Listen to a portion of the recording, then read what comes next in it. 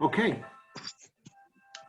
Good morning. I'll just start off. I'm David Greene, and I'll introduce myself a little bit more in a second. And my co-host is Katie O'Hara. Hello. And you see both of our names on the PowerPoint. We wanted to keep this relatively informal. And so if you do have questions and they seem pertinent right at the time and you'd like to just chime in, that's okay, or we'll try to leave some time at the end. This is I Am Not a Diabetic, Mental Health and Medical Stigma. So I hope you're tuned in to the correct session. And I will then turn it over to Katie for a sec.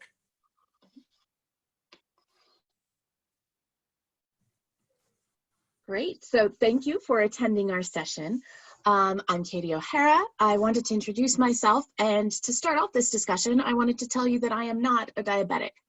I don't have diabetes. I've never had diabetes. And as far as I know, I don't have any of the indicators for or higher risk considerations for developing the disease. And my name is David Greene, and I am not a diabetic. However, I have had type 1 diabetes for 53 years, 4 months, and 5 days. And yep, I keep track for bragging rights. But I think it's important to note that I do not consider myself a diabetic. I consider myself a person with diabetes. So it designates that what's important to me anyway is that I am a person first, and I happen to have an underlying medical condition second. I'll tell you a little bit about my academic background here in a second after Katie talks about hers. Great. So my bachelor's is in social work from Colorado State, and my master's is clinical counseling. My doctorate is in counselor education and supervision. And so this topic and how considerations should really inform our practice is very important to me, and one of the most fulfilling parts of my role as a counselor educator. And my background is I have a bachelor's degree in psychology, a master's degree in counseling psychology, and a PhD in human resource development, and have always been interested in diabetes, both as a personal issue as well as a professional issue, and have done a good bit of research and counseling with people with diabetes over my career. And so I'm thrilled to be here today, and I'm thrilled to have Katie joining us to give us some additional information that I think is really quite important. I wanted to start with, just so that we all are on the same page, a little bit of background just about diabetes in general. But I also want to point out that it's more than just about diabetes. You could almost substitute in any chronic illness into this presentation, and it would virtually be the same. So even though we're going to focus on diabetes and some of the specific literature about diabetes, and that tends to be our expertise area, boy, you could put just about anything in here and any illness, and it would be the same. I have been struck just recently by the current events and how they have just, probably a very caring way, stigmatized people with diabetes, even as we deal with the COVID-19 crisis. If you think about it, and I don't know, I don't watch news reports from all over the country, but I know all the ones that I'm seeing here, including the national news, talk about people at risk of, or increased risk, as being over 60 and having an underlying medical condition. And I don't know what's happening where you are, but the underlying medical condition that is always mentioned first is diabetes. And yet, the scientific research right now indicates that not all people with diabetes are at greater risk, only some people. So we are being stereotyped by our disease as being at increased risk and not looking at the individual process that each person with diabetes goes through. So if you are monitoring your diabetes well, if your blood sugars are under good control, you are at no higher risk of coronavirus than anybody else. But we get labeled, we get stereotyped in that huge overriding group of underlying medical conditions.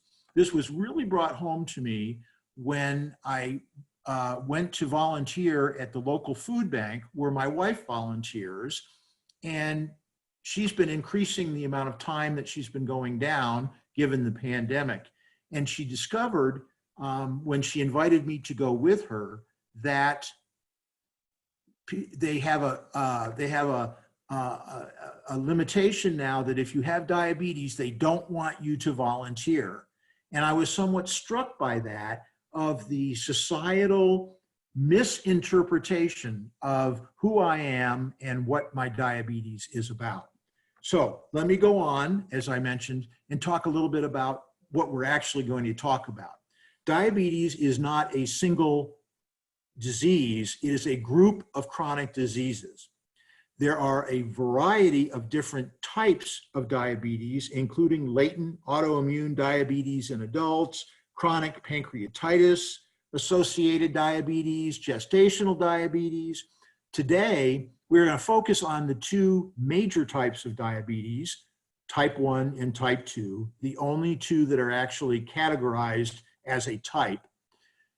But what brings all of these chronic diseases together is the inability of the body to regulate blood glucose levels. Those blood glucose levels, when they are out of control or unbalanced, result in a range of physical complications and psychological complications. So we have two primary types, type 1 and type 2. Type 1, and I start with type 1 because I have type 1. And so even though we are in the minority of people with diabetes, approximately 5% of the population in the United States who have diabetes are type 1. I start with them just because it's my favorite. And type 1 is an autoimmune disease where the person's body actually attacks, the immune system actually attacks the pancreatic beta cells. They're called islets of Langerhans in the beta cells in the pancreas that produce the insulin. And my own system has attacked my beta cells, destroying them. And that requires that I take exogenous insulin or self-administered insulin. This used to be called juvenile diabetes, if you've ever heard it referred to as juvenile diabetes, but I appreciated it when they switched it to type 1, since I didn't like being an adult being called a juvenile anything. Type 2 is the much more prevalent type. Approximately 90 to 95% of people with diabetes in the United States today have type 2. And rather than it being an autoimmune disease, it's an insulin resistance disease. So insulin is still being produced, it's just not being utilized. And so people are frequently prescribed diet, exercise, oral medications, and more increasingly, exogenous insulin, injected insulin, and this was referred to as adult onset. The juvenile onset and the adult onset are descriptors that are not used any longer because we're seeing a tremendous increase in the number of children diagnosed with type 2 and adults being diagnosed with type 1. And that's really a reversal over the history. Those unregulated blood glucose levels have quite an effect on our functioning, both psychologically and physiologically. In 1674, Thomas Willis, a British physician, of anatomy, neurology, and psychiatry noted quite a bit ahead of his time, really, that he thought that diabetes was caused by a long sorrow and other depressions. Little did he know that 300 years later, there would be evidence to support exactly what he was talking about. And what we now know after years of pretty good empirical evidence is that depressive disorders are 1.5 to 3 times more likely with people with diabetes, bipolar disorders 2 to 3 times more likely, and anxiety disorders twice as likely. And in every category, the relationship is bidirectional. Not only do people with diabetes have these rates of increased disorders, but people with these disorders have an increased likelihood of being diagnosed with diabetes. 200 years after Thomas Willis, along came a British psychiatrist, Sir Henry Maudsley, who worked in what they called at the time lunatic asylums. Well, we don't use that term anymore, but they referred to it as a lunatic asylum. And he noted that diabetes is a disease which often shows itself in families in which insanity prevails. Now, we don't like that term anymore, but what we do know today is not unlike the anxiety disorders, depressive disorders, and mood disorders, schizophrenia spectrum disorders are 2 to 4 times more likely to occur in people with diabetes, eating disorders 2 to 2.5 times more, and neurocognitive disorders, whereas I've never been able to find anything with actual statistics. The best I could say is well-established relationship between neurocognitive disorders such as delirium and dementia. There is even an eating disorder called diabulimia that is the deliberate manipulation of insulin in order to lose weight. So particularly in adolescents, they will stop taking their insulin entirely or reduce it in order to lose weight, and the body will then start to cannibalize itself, one of the early signs of diabetes before the advent of insulin, where people would get to a point where even though they were ravenously hungry, they would be losing weight because of the lack of storage in the system. If that's not depressing enough for those of us with diabetes, it also increases the risk of a number of cardiovascular diseases, including heart attacks and stroke, and a variety of microvascular difficulties, including nephropathy or kidney disease, neuropathy or nerve damage, and retinopathy or eye damage. And there are some really interesting research about the interrelationship between diabetes and a variety of physiological difficulties.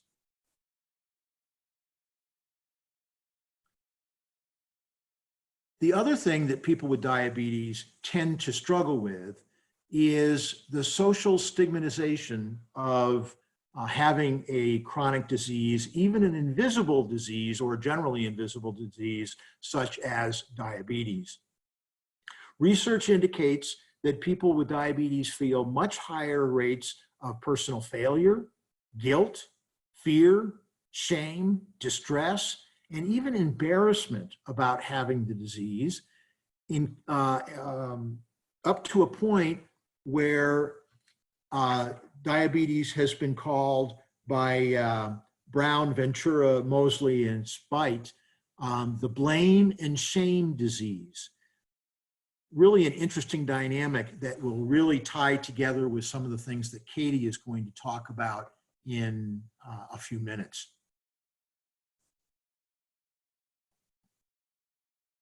Along with all of the social stigma that's involved, it links to a long history of discrimination in our society against people with diabetes. Not too many years ago, depending on how old you are, in the 1970s, we engaged in what what social psychologists today would call blatant discrimination, that really in your face, up front. I'm not ashamed to admit this. I just, I won't hire people with diabetes. Research indicated that 33 to 53% of companies would not even employ a person with diabetes, and stated so. We don't hire people with diabetes. In the 1990s, although a lot of that started to shift, particularly with the passage of the Americans with Disabilities Act, people with diabetes still faced higher unemployment rates, more difficult job application process, more difficulty in obtaining employment, and a higher rate of job denial. Finally, by the 2000s, blanket prohibitions against precluding people with diabetes from being hired were starting to lighten up a little bit.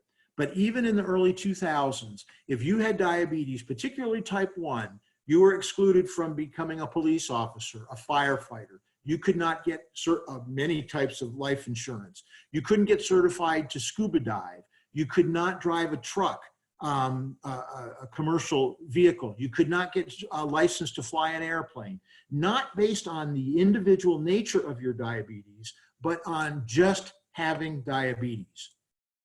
I guess the good news in all this is that the discrimination has probably, in current social psychology terms, moved to more of a modern discrimination. It's more interwoven into the fabric of our society.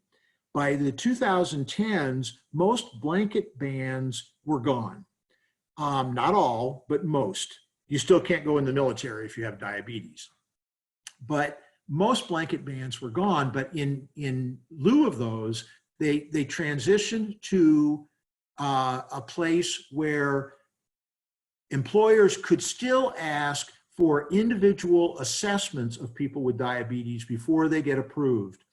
That one of the last holdouts, the FAA, in providing commercial pilot's licenses to people with diabetes, has finally agreed to allow people with diabetes to apply for a commercial license, but nobody yet, even though this has been in effect for some period of time, nobody has been granted one. They keep asking them for more and more and more medical information.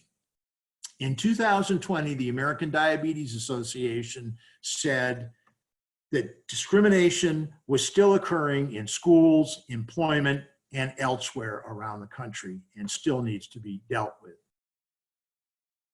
A subgrouping of, I apologize if I offend anybody with some of my more graphic cartoons, but if you know about diabetes or have diabetes or know somebody who has diabetes, ask them about checking their blood sugar and having a score come up, and that they might not say something like, "Oh shit."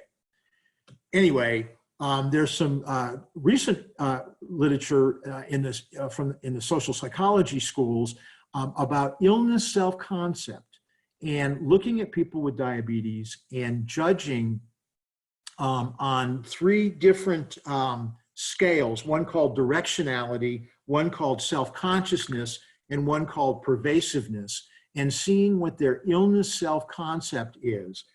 Directionality is somebody who would say that my diabetes is really at the center of who I am.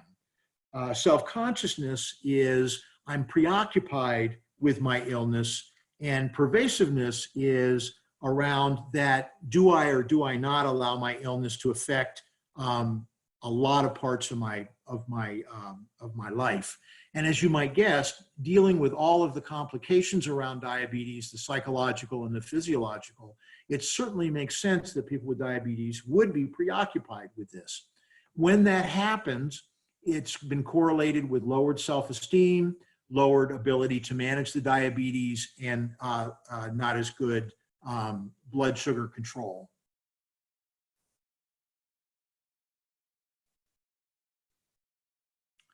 I would like to turn over the floor to Katie, who is going to talk about some of the more specific issues for people working with people with diabetes and their clinical treatment. Great. Thank you very much. So one concept that's important to understand when working with individuals who have diabetes is the idea of metabolic syndrome. Essentially, metabolic syndrome is a cluster of diseases, kind of similar to how diabetes is a cluster of diseases. And in metabolic syndrome, essentially, it's these cluster of diseases that increase the risk of developing diabetes and cardiovascular disease. All right, next slide, please.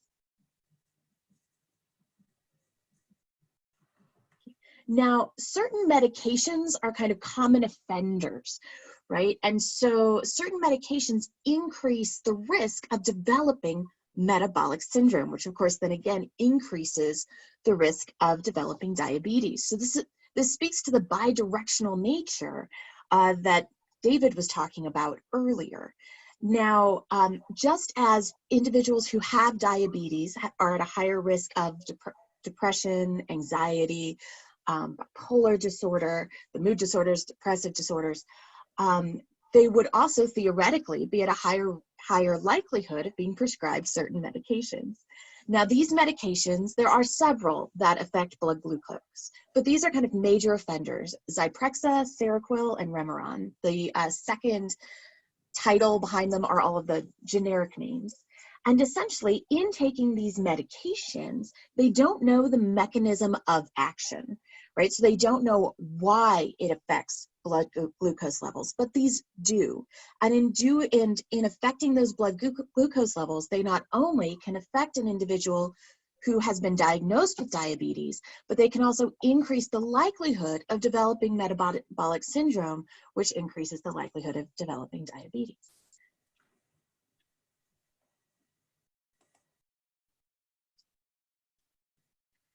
Thank you.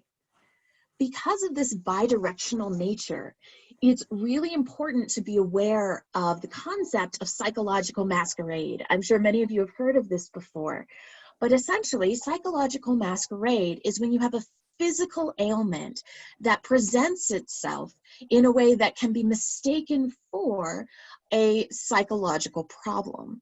So I know many of you have probably heard the example of individuals in nursing homes having a UTI and they may present as schizophrenic. Well, individuals who have varying blood glucose levels or who have uncontrolled diabetes can actually be misdiagnosed as having bipolar disorder or having other psychological disorders as well. And because of this risk of kind of mispresentation, it's very good practice to make sure that before you take on a client, or before you diagnose a client with having a psychological diagnosis, to see if they can get a checkup from their general practitioner. You also get a blood panel done to generally make sure that your clients are healthy. Now, if you know that an individual is a person with diabetes, you also want to make sure you talk to their endocrinologist. You know, get a release of information so that you have the facts and the data flowing both ways, so you don't accidentally misdiagnose poorly controlled diabetes as a psychological problem, or try to treat poorly controlled diabetes with psychotropic medication. Now, again, we are not trained as medical doctors, right? We're trained as counselors, and it's not our job to diagnose people with diabetes. And that's why it's important that we have good communication with these other practitioners, and that we're able to be informed enough that we can ask good questions with the general practitioners, with the endocrinologists about, okay, with it, you know, has their medication shifted? Could this medication that their psychiatrist or general practitioner has just prescribed, could this have side effects that could present in a way that look like depression or anxiety or mood swings?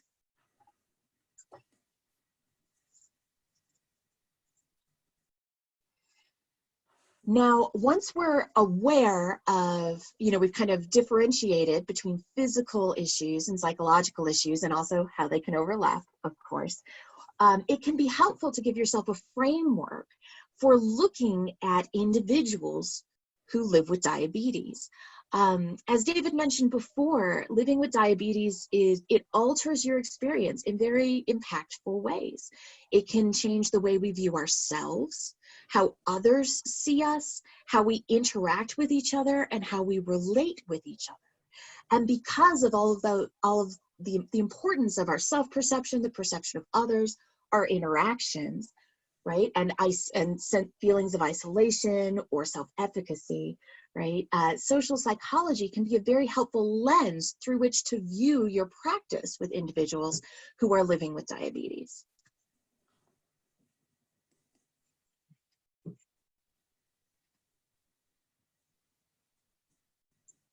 Now, as David alluded to earlier, right, living with diabetes can definitely impact an individual's self-concept.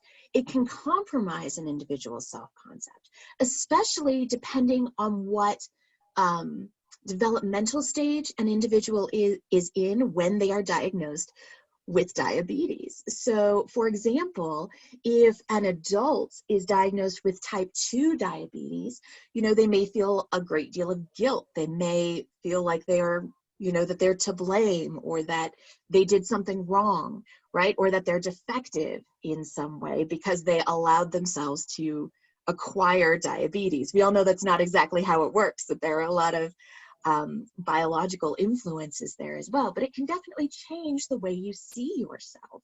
And that can be very impactful in things like your confidence.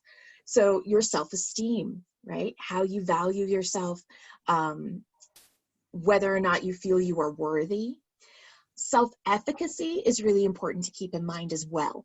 So self-efficacy can be directly correlated with how well someone is able to control their diabetes. So in some of the research, when they've been looking at individuals' senses of self-efficacy, it's harder to feel a sense of self-efficacy if you're not able to control your blood sugar, if you're not able to control how you feel physically and emotionally. And then vice versa. Individuals who are able to control their diabetes and its physical and emotional effects on them more, have more of a sense of self-efficacy, right? So having really good care, making sure you have your clients have very good intervention, consistent access to insulin is a big thing, especially if you're working with folks who may be financially unstable. There were recent laws passed to stabilize the cost of insulin to make sure, because it's not an inexpensive thing, right? And if you're thinking of like Maslow's hierarchy of needs, right, insulin is going to be a survival need. Now, so you want to know how the ability to live with and feel in control of one's diabetes affects their self-efficacy. Now, the next thing to keep in mind is that living with diabetes can essentially be it can influence your situations and the influence of situations and your behaviors and attitudes, right? So we know that negative experiences exert more influence than positive experiences, right? So again, we want to make sure that our clients who are living with diabetes have as many positive experiences as possible in interacting with others, having connection with others, feeling a lack of isolation, right? So that they are able to navigate those situations with others. We want to, of course, do our best, as we would with all clients, right, to avoid negative experiences associated with it.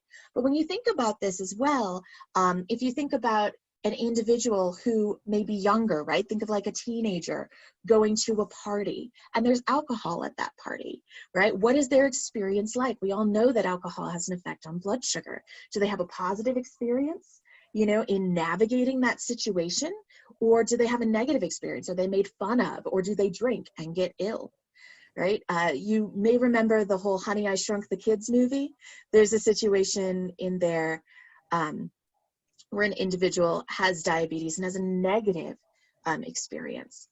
We also want to keep in mind, as far as a situational force and attitude, right? The interaction between individuals having a diagnosis of diabetes and how that may interact with their senses of, or with their beliefs of spiritual beliefs or religiosity. Now, some people may feel, okay, this is in God's hands, this is in their control. If I get sick, I get sick. There's nothing I can do about it. Other people may take more of an approach like, okay, I was born in this time where there's medication to take care of this, etc. So you want to keep in mind sort of, is there a sense of fatalism about this diagnosis as well?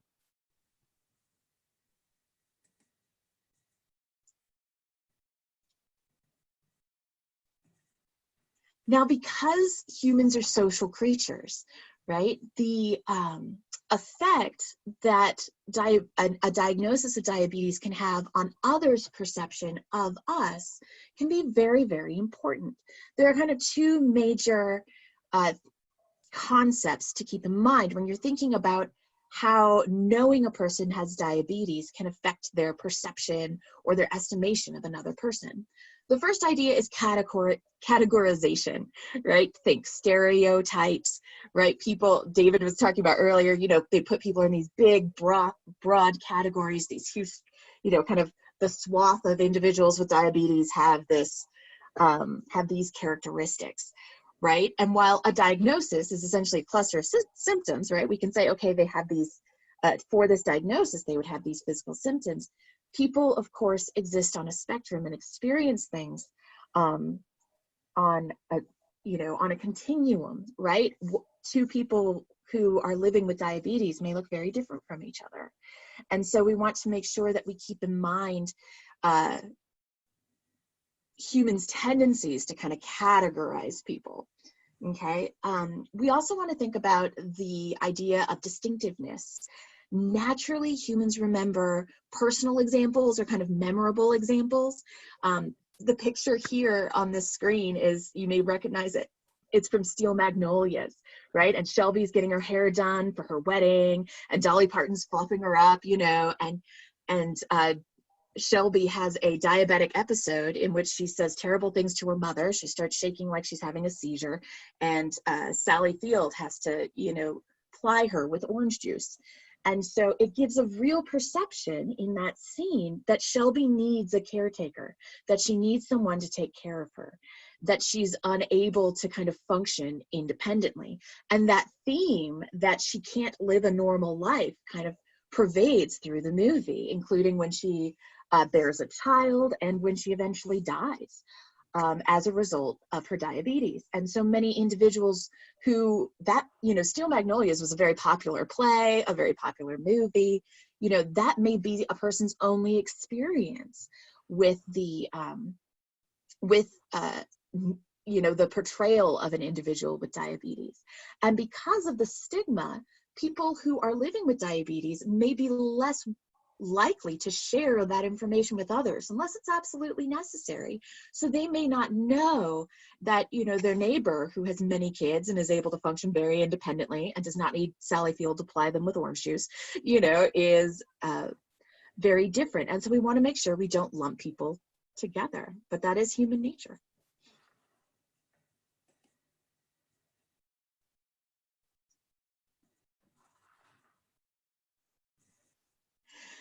So now that we've kind of talked about all these constructs surrounding how to view an individual who's living with diabetes, interventions, right, which is kind of my real interest areas. All right, great, Katie. So what does this mean for us? What should we do with this information?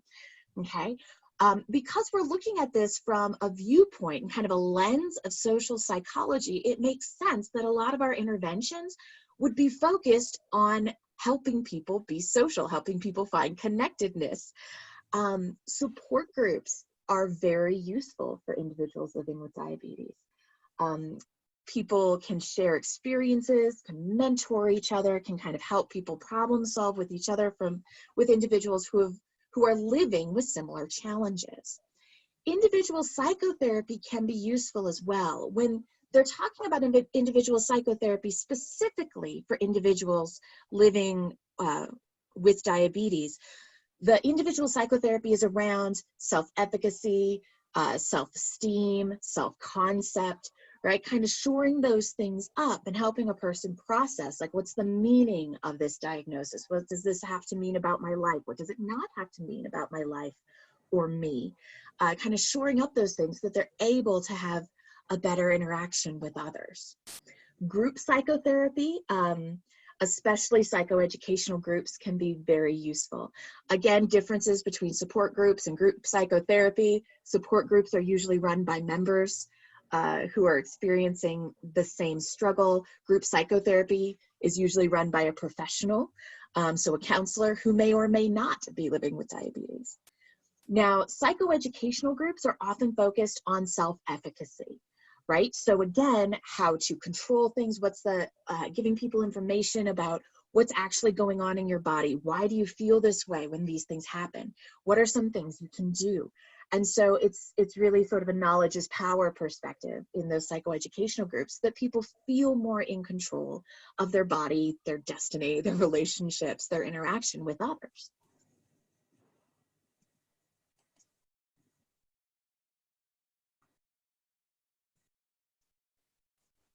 I think this is my favorite graphic. One of the things as well to keep in mind, of course, as counselors, one of our ethical imperatives, right, is to advocate for individuals who are traditionally marginalized. And so it's important for us to advocate for societal change where we can, right? Does our school or do our internship sites have policies that are discriminatory against individuals who are living with diabetes? Right? I teach in the Human Services Department. I had no idea that the food bank had that policy about individuals with diabetes not being able to volunteer there. And I send my students to the food bank to volunteer because there's a requirement in my class all the time, right? So once we become aware of those things, we also have an ethical obligation to advocate as much as we can and make sure that we are kind of normalizing and allowing people to have different experiences than kind of the stereotypical trope that gets told a lot, and explaining to people and educating others on like why there's no good reason that an individual with diabetes shouldn't be allowed to work at a food bank. We also want to make sure that in our personal interactions we're thoughtful.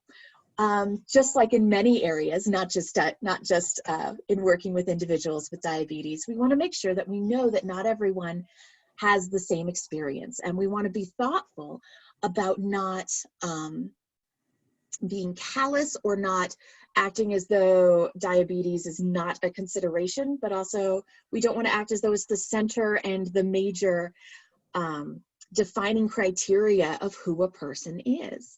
So David was telling me a story about some therapists telling their clients to take a break from their diabetes.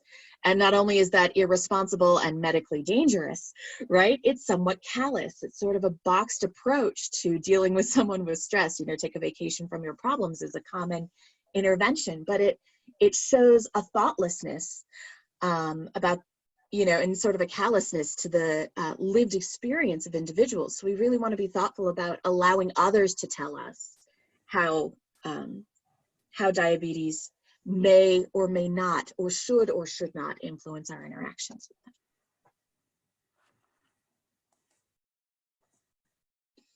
Great, and with that, I'm going to toss the presentation back over to David, where he can talk about humor as an intervention. Thanks, Katie. It's ironic that in the United States today, there are estimated to be over 33 million people with diabetes, 33 million people.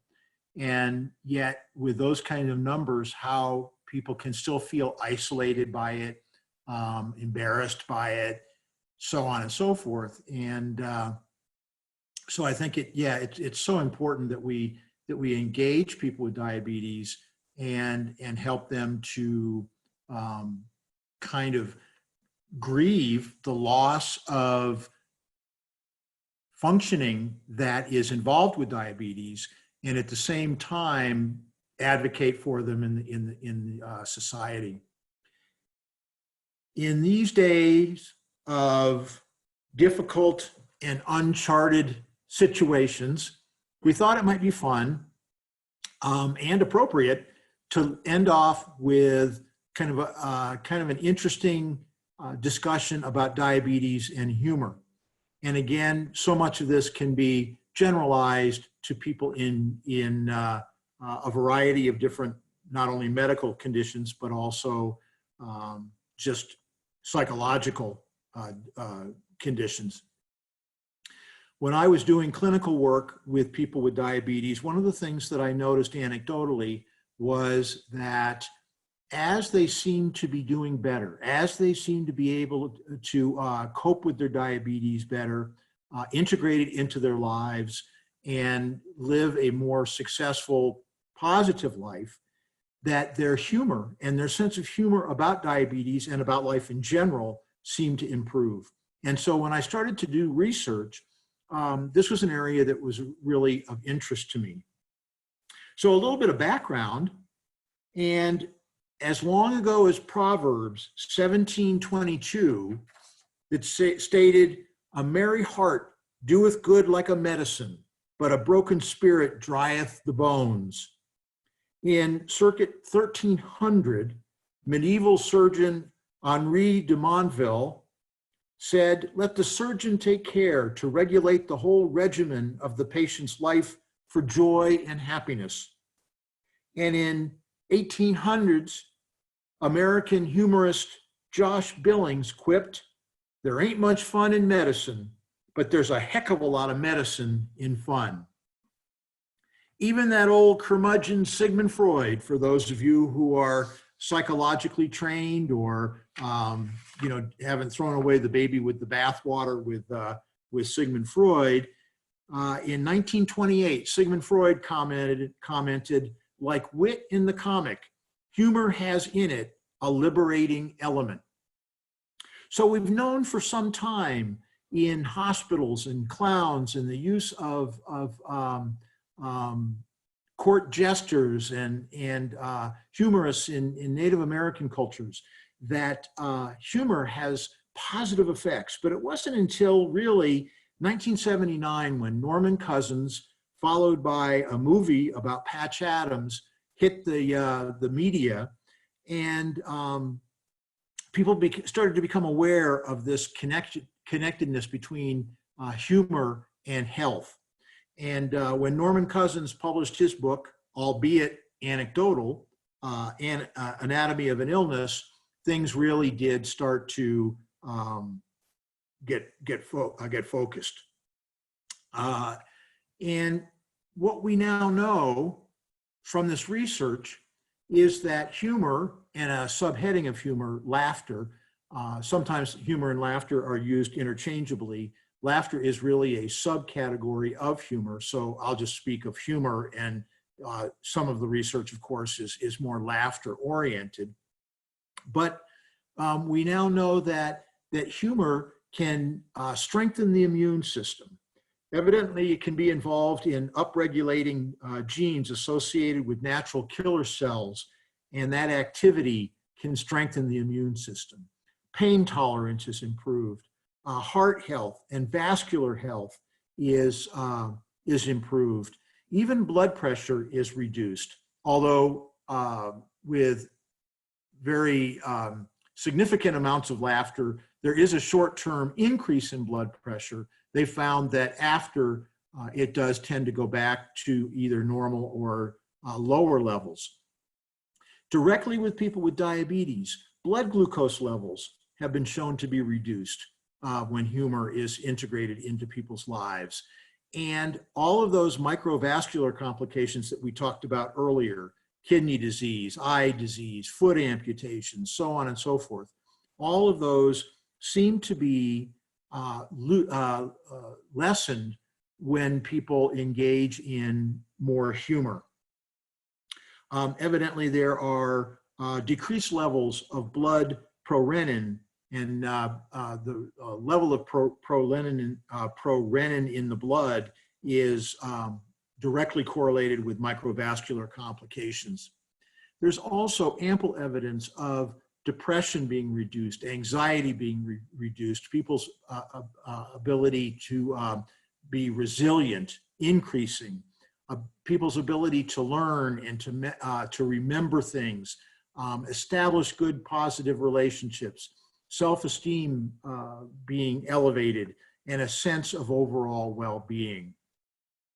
So it's important to note that humor can be both positive and negative, and we're really trying to talk about here positive humor, humor that supports and facilitates. There is some interesting evidence dividing humor into 4 subgroups, affiliative and self-enhancing humor, which are both very positive, and aggressive and self-defeating humor, which are both negative.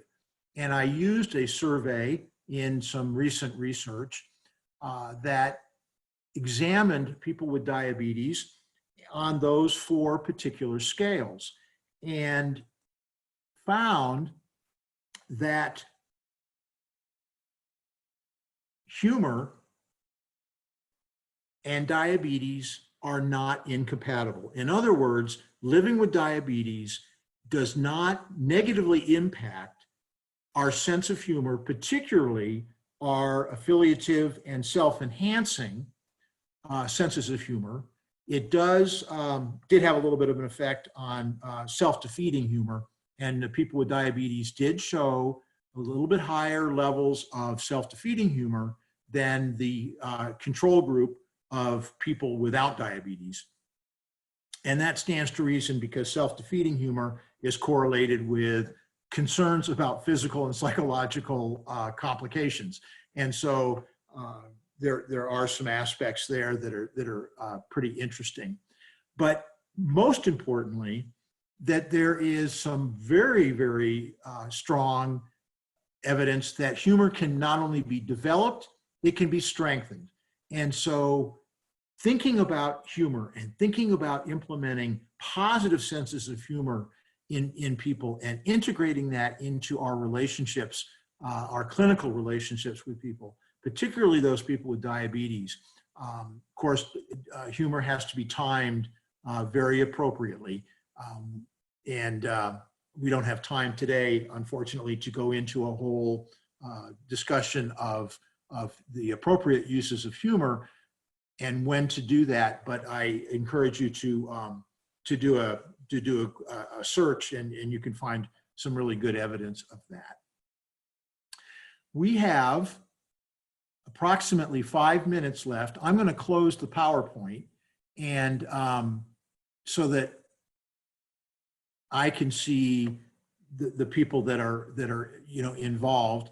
And I believe, even though people are muted, that you can unmute yourself.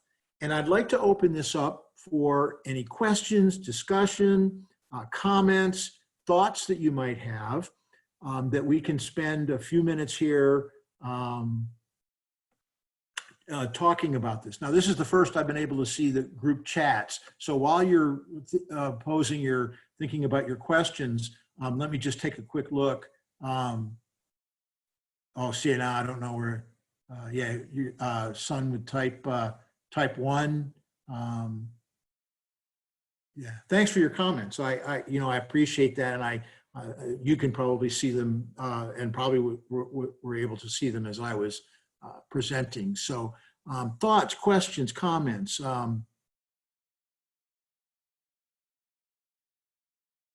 This is like when I teach classes and everybody just sits there. Hi, I have a question. Can you hear me? Yes, I can, Shanna. Hi. So I have a question. Do you have any advice for assisting those that have been diagnosed with type 1 diabetes later on in life, like in adulthood? Pretty much everything that we've talked about. The developmental issue would be how they are integrating at that particular point in their life, at that age.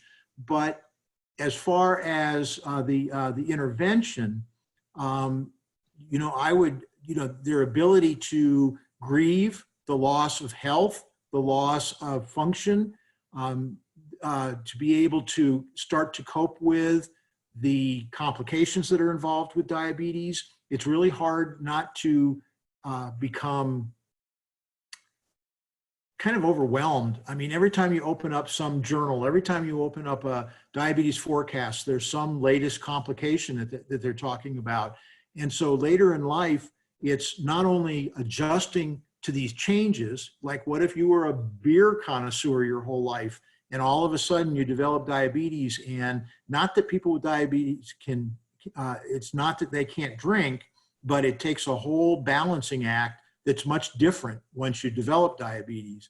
So dealing with the adjustments that go on and the whole grief process. I mean, if you think about Elizabeth Kubler-Ross and her stage and how that all kind of comes together. So yeah, pretty much everything that we talk about, regardless of what age.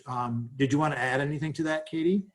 You know, I think just the research on psychoeducation and increasing a person's sense of self-efficacy and sense of control can be really important in kind of helping them determine what the effect of this diagnosis is going to have, you know, so that people don't fall into despair and be like, I can't do anything fun anymore ever again, you know, so it doesn't get catastrophized, but also so you have a realistic understanding of you know, what you can do, what is under your control. Yeah. Thank you. There's a question from Ruby. Any advice on how to educate family to support a family with diabetes, i.e. when they do not follow nutrition and medication guidelines? Yeah. Diabetes is a real family illness. There are, you know, everybody in the family is really impacted. So I'd like to say two things. First of all, who cares for the caregiver? We hear a lot of workshops about that. And when a family has somebody develop diabetes, it impacts everybody. And yet, if other people in the family try to get support for their role and for the grief that they may be going through, people say, well, it's not you that developed the diabetes. Why are you upset? But it's so important that everybody in the family have some avenue of ability to meet their emotional support needs. And so getting everybody on board together and